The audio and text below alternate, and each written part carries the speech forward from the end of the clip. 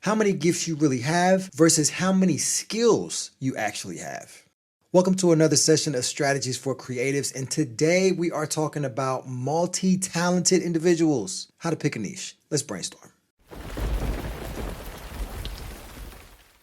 All right, so this is one of those episodes that is near and dear to my heart, and it's not something that I just came up with because I'm looking for content, but I have literally been going through this my entire life. I am almost 40, I'm 39, and I have been dealing with the fact of having too many things, too many gifts, too many talents that I can choose from in order to pick a niche. How do you niche down? So my story is a little unique. I started as a young individual. I would probably say maybe 3 or 4, maybe 5 years old as far as I can remember, and I would just draw and sketch all the time. This started when I was in church. My parents gave me something to do just to keep me occupied while I was in the church and I wouldn't cause any trouble.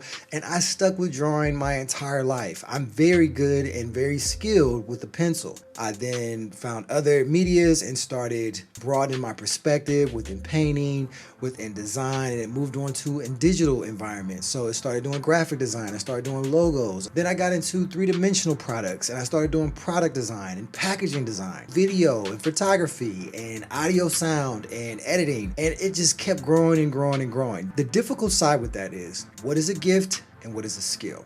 If you're not sure, check out this video that I have. It'll definitely explain the difference between the two. And I think a lot of times we get those confused and mix them when they're actually two separate things. A skill is something that you've learned, that you've developed, that you've spent time with. You might have picked it up by doing something else, and now you have enhanced that capability of putting hand to the plow and actually creating and developing that capability. A gift is something that you're born with. You naturally know how to do it. It's innately in you. Now, you might be able to expound upon those things with skills and just being exposed to other environments, but that's something you're born with. That's something that you automatically have that no one can take away from you and no one can really add to it. You have to be willing to enhance it yourself. When you think about sports, they have a natural capability to play on the field, play on the court, but there has to be a level of skill attached to it because you can naturally be fast, but are you technically sound to be able to produce the speed capable to compete? So this is where we start getting into those meat and potatoes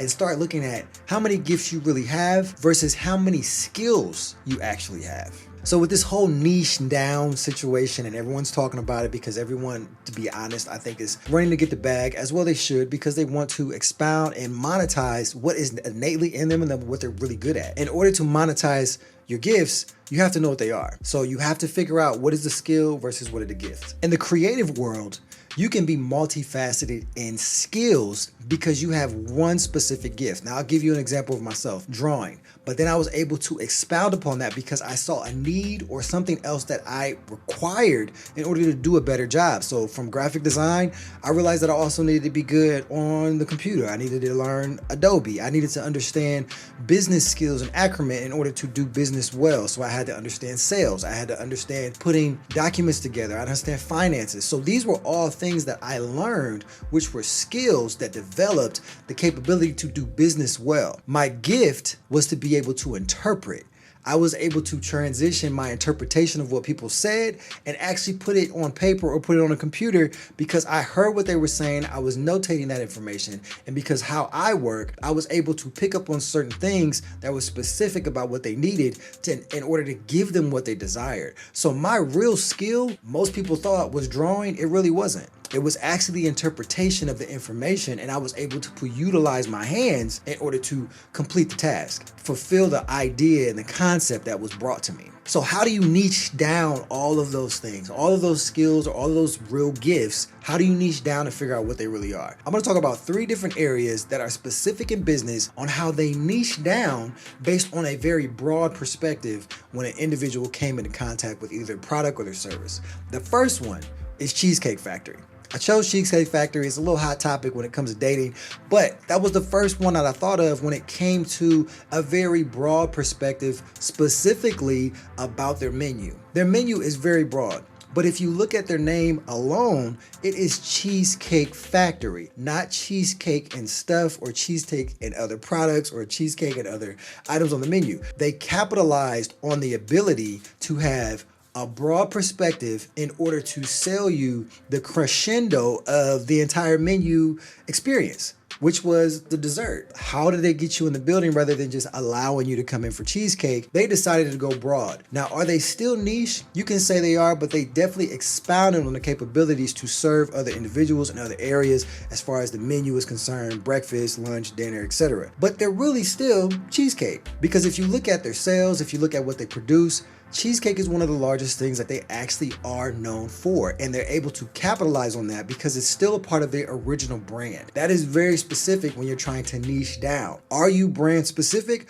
or are you too broad and robust in your gifts? Your gift is going to be very tailored, but your skill set will be very large and robust. The second one we want to look at is Nike. They are known for athletics, but where did they start? With a basic shoe, wanting to help individuals run better, produce better within running, more comfortable. They started looking at more things that were aesthetically pleasing to the runner rather than just giving them a basic shoe. So when you think about what they do now, it looks very broad. They're every type of sports figure, every type of genre of sport they are in, they are attached to. They have clothing, they have apparel, they have undergarments, they have accessories. It doesn't matter, Nike has branded it all, but they're still specific at what their brand really is and what their talent was about. It is about being able to compete within the footprint of the athlete, having the best experience and to be able to compete on a large scale. But they still had to niche down. So when you look at their website, when you look at all of their products, you could be easily overwhelmed with all the information that they have, but they had to niche down and they had to put it in different departments and different sectors so you know what you were looking for. The same thing goes for Cheesecake Factory. There is different categories for the menus that they have, whether it's appetizers, whether it's seafood, whether it's salad.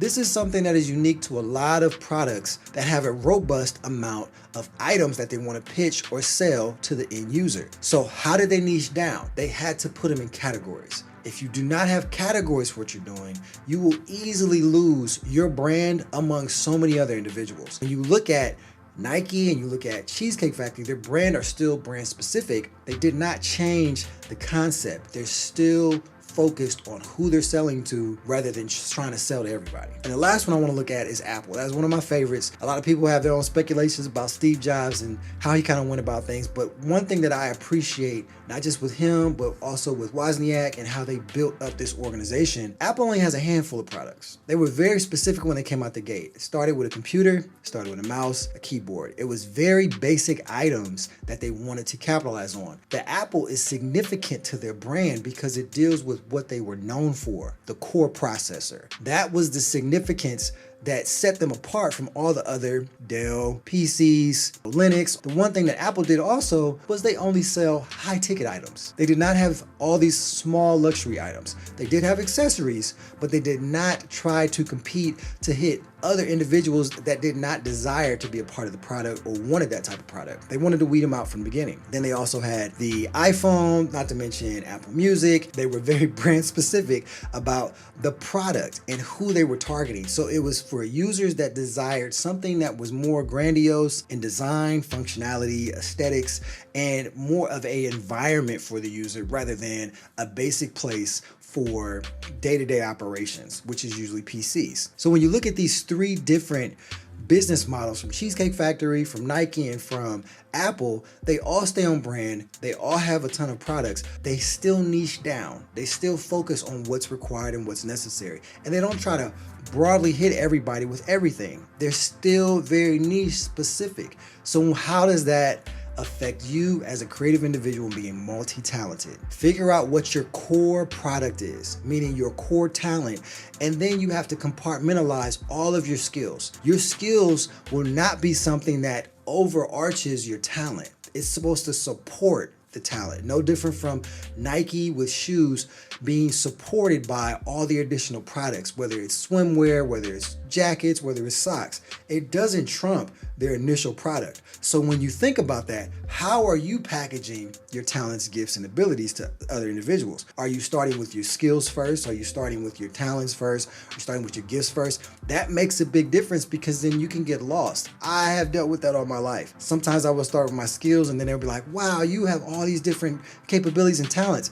Not realizing that my core product was my ability to prioritize an individual's thought and then produce it through any type of media. I was able to problem solve, which was my core product, but I wasn't able to package it to show them that that was my core product. So in order to package a product that seems a little complex, you have to simplify it. That is everything right now with technology. Everything is niched down and simplified no matter what. And you don't have to really think about what it really does. So that is the same thing you want to do with your gift. I don't want to have to think about what you do when you explain it to me. You should be able to hand it to me in a packaged product to let me know this is your niche. People don't care about the skills. They care about the talent in order to produce, and the skills will help produce what that talent is really for, which is a service or a product. So you have to get back to your originator, your original gift. That's something that you were gifted that no one else can do like you. It might look similar, but you are still